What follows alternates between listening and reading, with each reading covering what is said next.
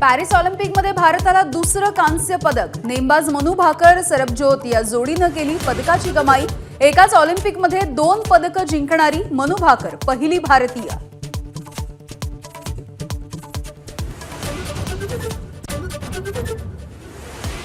मराठा क्रांती ठोक मोर्चाच्या प्रतिनिधींची उद्धव ठाकरेंच्या सोबत मातोश्रीवर चर्चा।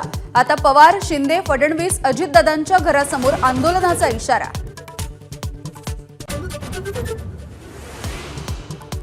विधानसभा निवडणुकीमध्ये उद्धव ठाकरे राहुल गांधींची कोंडी करण्यासाठी भाजपचा नवा प्लॅन। सावरकरांच्या कथित अपमानाचा मुद्दा प्रचारामध्ये आणण्याची शक्यता।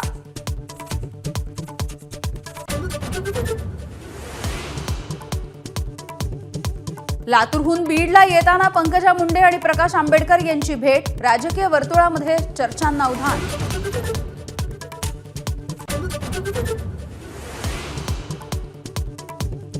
शिवसेना आणि राष्ट्रवादी आमदार अपात्रता प्रकरणाची 7 ऑगस्टला एकत्रित सुनावणी।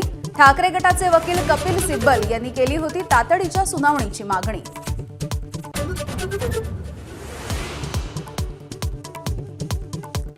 नवाब मलिकांना सर्वोच्च न्यायालयाकडून मोठा दिलासा। मुंबई हायकोर्टातील जामिनावरील सुनावणी पूर्ण होईपर्यंत वैद्यकीय जामीन मंजूर।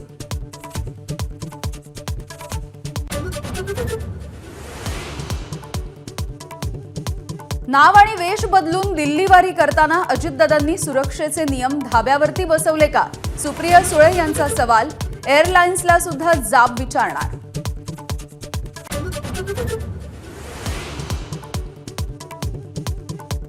उरणमधील यशश्री शिंदे हत्याकांड प्रकरणामधील आरोपी दाऊद शेखला उरण पोलिसांकडून अटक। लवकरच कलबुर्गीमधून नवी मुंबईमध्ये आणलं जाणार।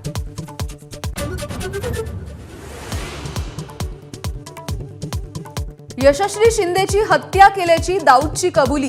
अतिरिक्त पोलीस आयुक्त साकोरेंची माहिती। आरोपी आणि मयत पीडितेची ठरवून भेट झाल्याचंही तपासामधून उघड।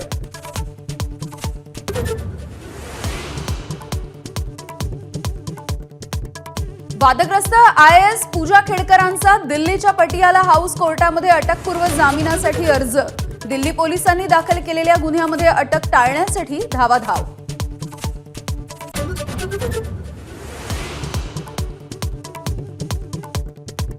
घाटकोपरच्या असलपा परिसरामध्ये मनसेचं खड्ड्यांच्या विरोधामध्ये अनोखं आंदोलन।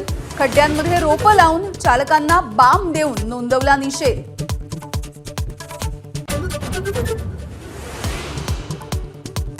मुसळधार पावसामुळे केरळच्या वायनाडमध्ये भूस्खलन। 49 जणांचा मृत्यू। राहुल गांधी आणि प्रियंका गांधी उद्या घटनास्थळी जाणार। एबीपी माझा, उघडा डोळे बघा नीट।